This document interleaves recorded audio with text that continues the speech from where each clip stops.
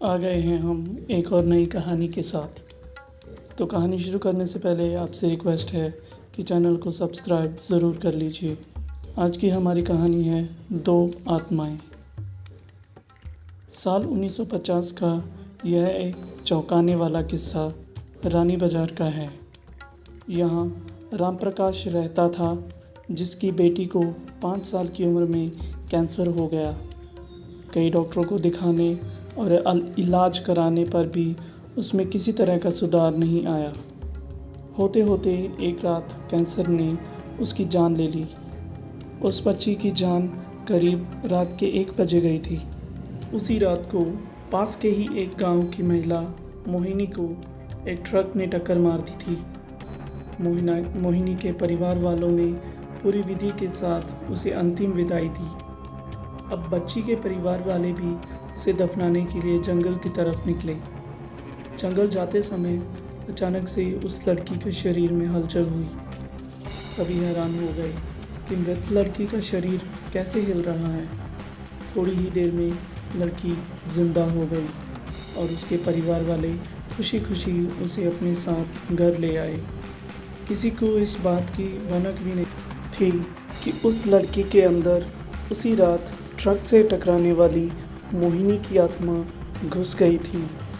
बच्ची जब से मौत से लौटकर आई थी, तब से ही एकदम उदास और चुपचाप एक कोने में बैठी रहती थी। एक दिन उसकी माँ ने उसे खुद अपने हाथों से खाना खिलाया और मामा के घर लेकर जाने की बात कही।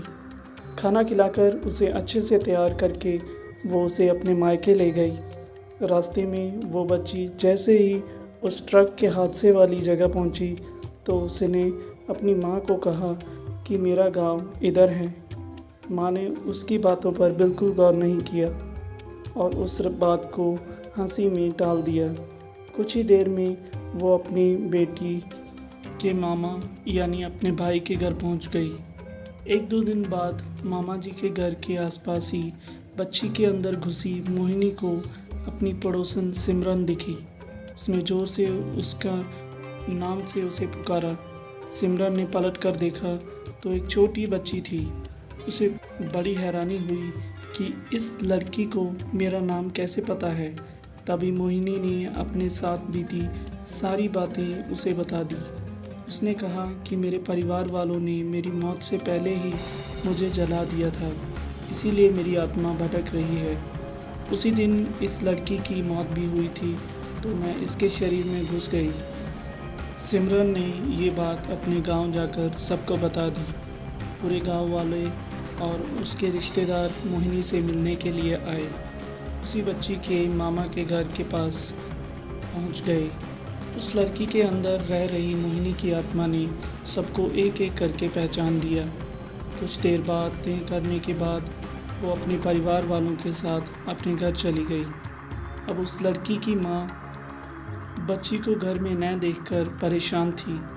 जब उसे पता चला कि वो कुछ लोगों के साथ दूसरे गांव गई है, तो वो उसे बुलाने के लिए चली गई।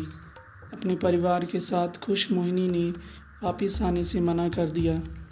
पास के ही लोगों ने उसे समझाया कि तुम्हें दोनों परिवारों के साथ रहना चाहिए, इससे सभी को खुशी मिलेगी। तुम किसी एक परिवार को दुखी नहीं कर सकती हो। इस बात को सुनने के बाद लड़की के शरीर में रह रही मोहिनी अपने माँ के साथ वापस आने के लिए राज़ी हो गई। अब वो दोनों परिवारों के साथ खुशी खुशी रहने लगी। कहानी से हमें शिक्षा मिलती है, जल्दबाजी में किया कार्य